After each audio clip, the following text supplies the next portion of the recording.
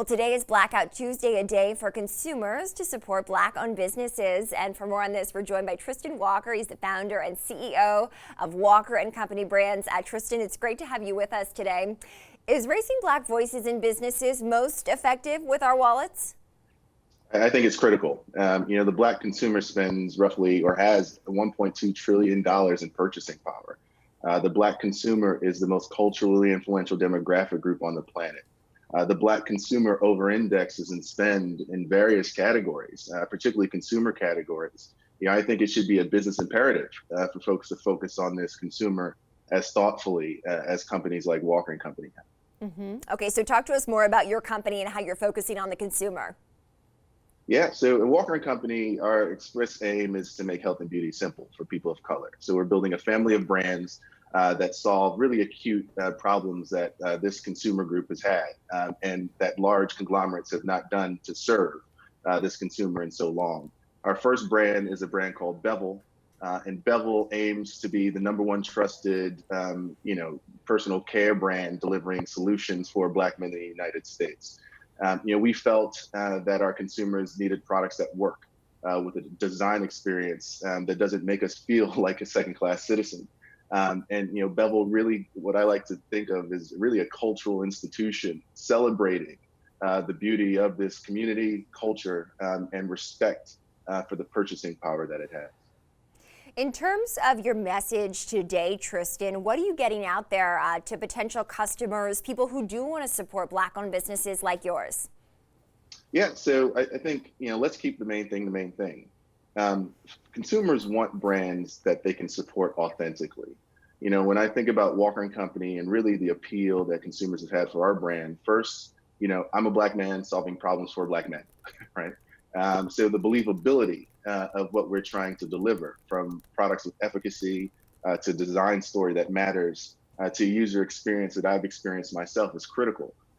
Well north of half of our employees are Black.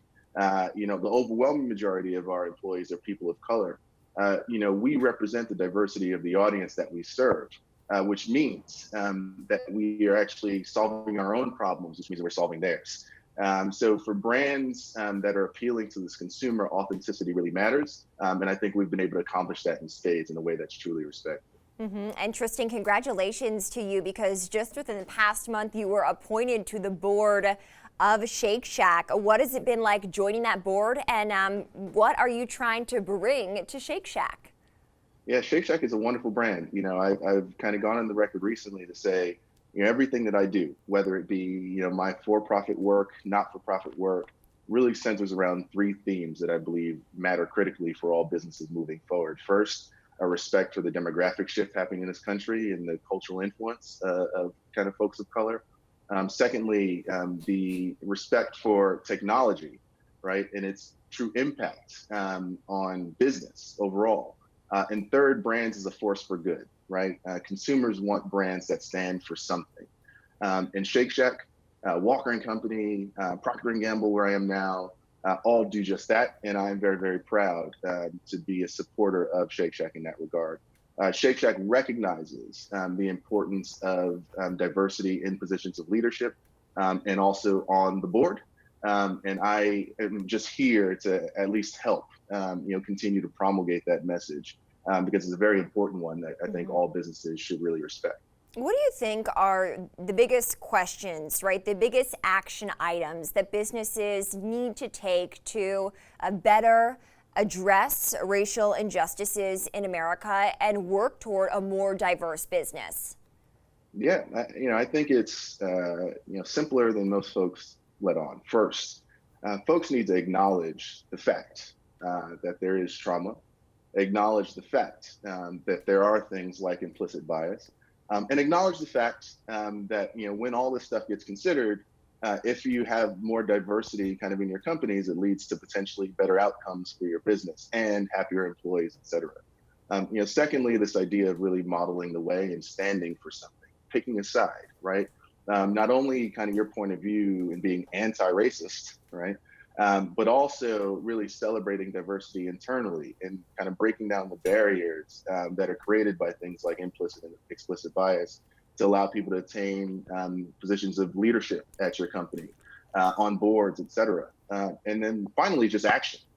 It's one thing to say it, it's another thing to do it.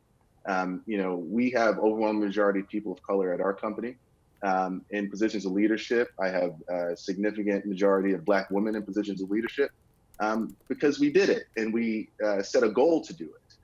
And if folks kind of have that goal in mind, they can actually act on it and actually deliver.